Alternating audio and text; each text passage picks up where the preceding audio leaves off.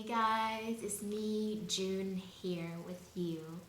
I know that a lot of us, well, all of us around this world are going through a really, really deep time of a lot of uncertainty. And today I would love to share with you a little bit of inspiration and a story, my life story, in which I was going through a time of a lot of uncertainty where I need to surrender everything.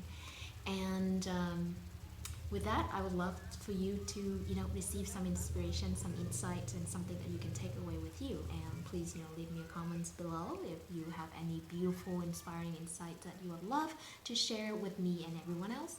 So it was in 2018.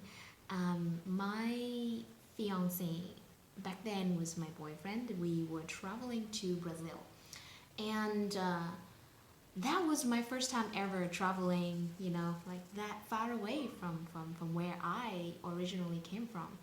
So I was very excited. At the same time, um, it was kind of a weird place where I had already been traveling a little bit around Southeast Asia. So, the feeling of going to a different countries is not that much of the oh my gosh. However, it was still a really, really beautiful experience. So we went there to co-host a retreat with our friends, Marcelli and Chris. It was a beautiful time, and it was a time for us to leave. And Jeremy, my fiance, decided to go back to the US after that Brazil trip to visit his family.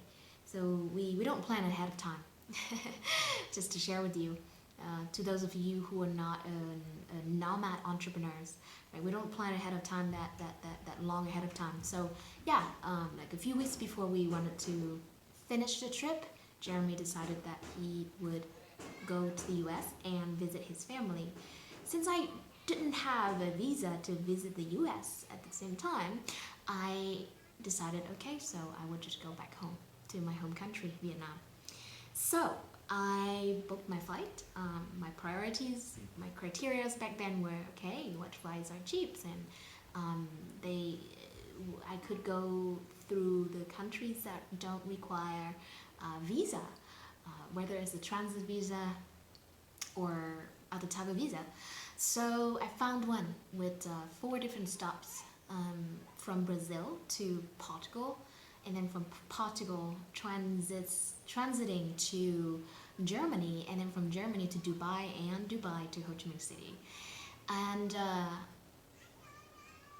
was happy with what I found. It was good price, and I didn't mind the many stops like that. So I was all set, luggage packed, and everything prepared and stuff like that.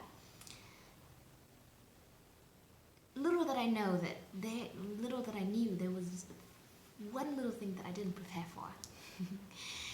So I boarded my first flight from Brazil to Portugal.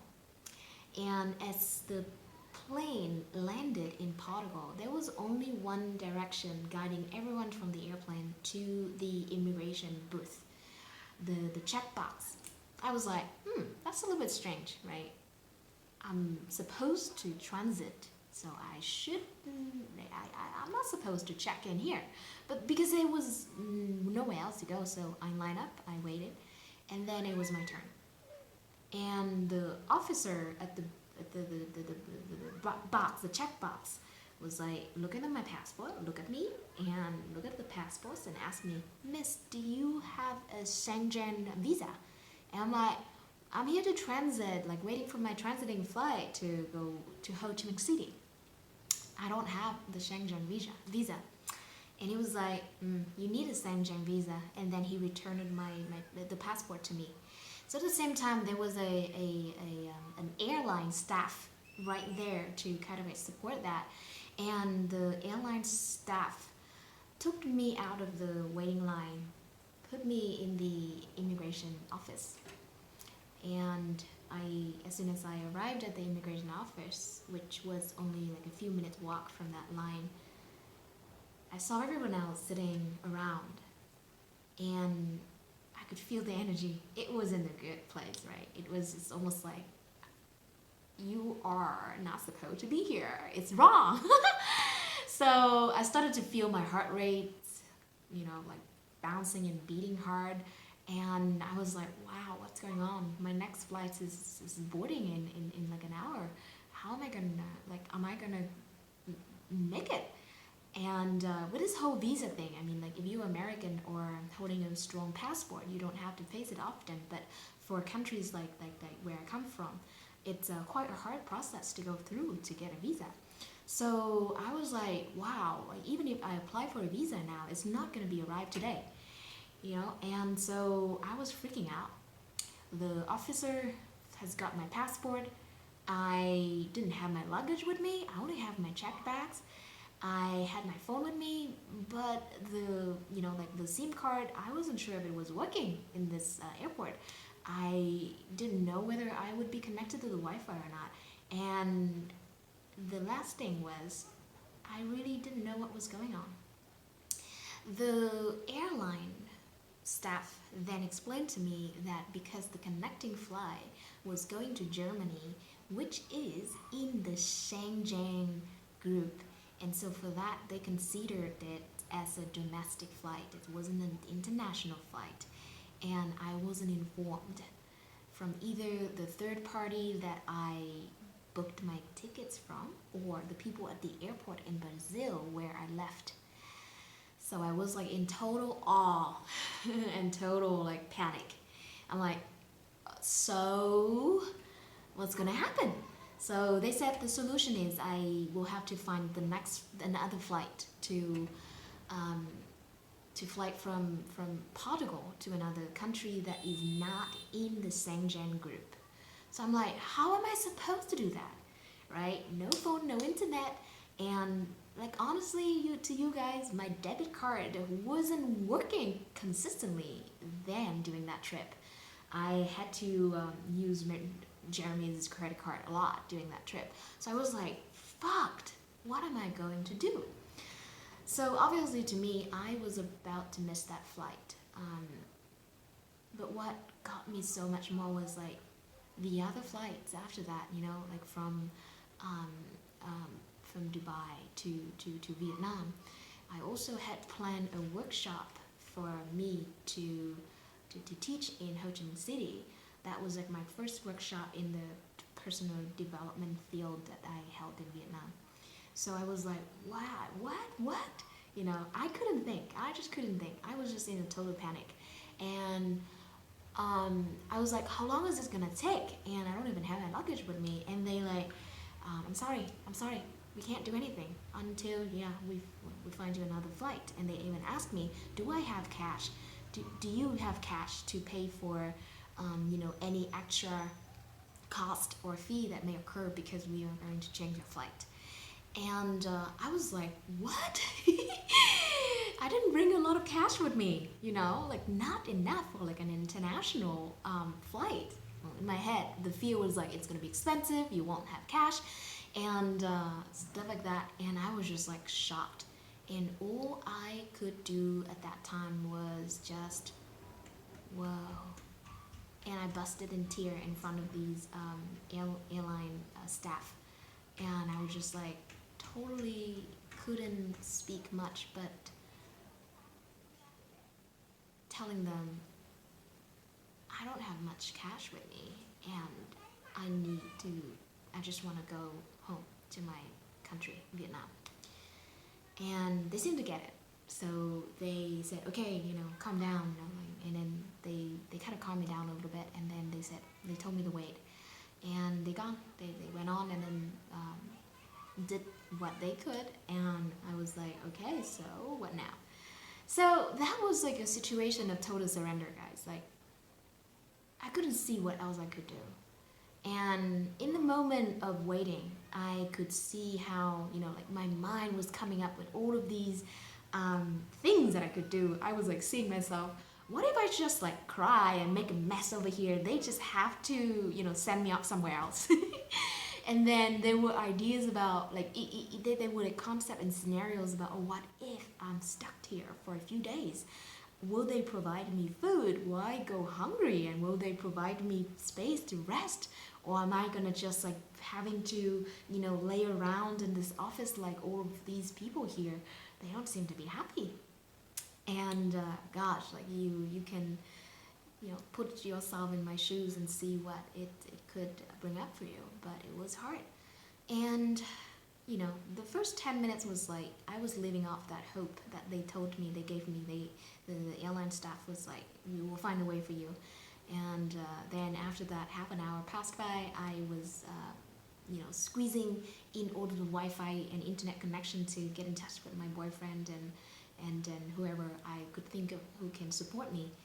And yeah, it was sad, like to sit there with all of that unknown, as well as,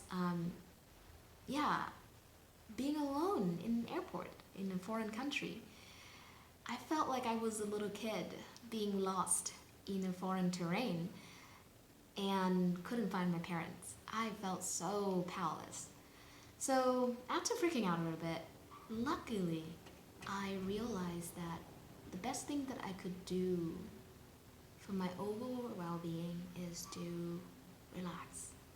So I sat there, I pulled out my Kindles, I read for a little bit, and then of course I got bored, couldn't focus. It was actually not just a short time, it was a couple of hours. And it felt like longer than that, but yeah, it was about a couple of hours. So I decided that, okay, I could continue to freak out, or I could just relax and meditate and wait. So I chose the second option. I relaxed through it. I sat there, I tried to focus my mind around reading books from my Kindles, listening to a few podcasts that I had already downloaded, or audiobooks that I have on my phone, and walked around the area a little bit and stretched. And the fact that I'm here telling this story for you, with you, you can see that, I finally got it sorted. I'm back here. I'm here, right? It's all sorted out. But just to show you how, like, during uncertain times, it's really important to know what is in your control and what is not. For me back then, what was in my control was my state of well-being, my state of mind and emotions, right? I could freak out, but it wouldn't help. I was in a foreign country. It's their law. They got my passport, right, and stuff like that. So what was in my control is this, right here, right now. And I decided to relax through the face of unknown and uncertainty. And just to tell you the rest of the story, the staff finally got back to me with the tickets to flight to Turkey, and then from Turkey to Dubai. So it was us, like me and the airline staff, rushing through the airport,